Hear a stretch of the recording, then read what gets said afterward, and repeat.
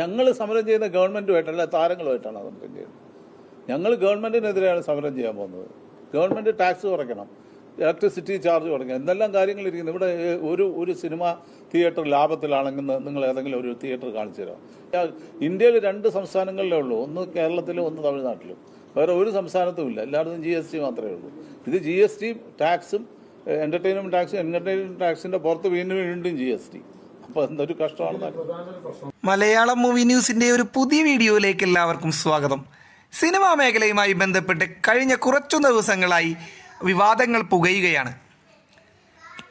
നിർമ്മാതാവ് G. സുരേഷ് കുമാർ നടത്തിയ പ്രസ്താവനയ്ക്ക് മറുകുറിപ്പുമായി ആന്റണി പെരുമ്പാവൂർ എത്തിയതോടെയാണ് ഈ വിവാദങ്ങൾക്ക് ഒന്ന് കൊഴുത്തത്.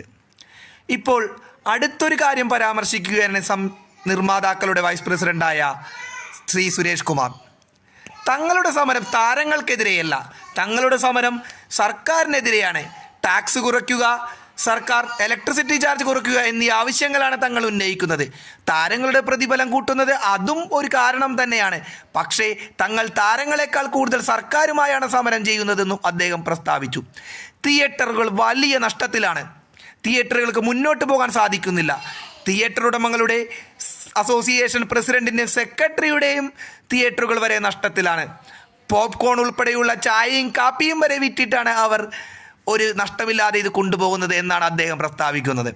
ഏതായാലും അദ്ദേഹത്തിൻ്റെ ഈ ആരോപണങ്ങളിൽ കഴമ്പുണ്ടോ എന്നത് പ്രേക്ഷകരും സർക്കാരും തീരുമാനിക്കട്ടെ. ഇതിൽ നിങ്ങളുടെ അഭിപ്രായം എന്തെന്നൊന്ന് രേഖപ്പെടുത്തുക.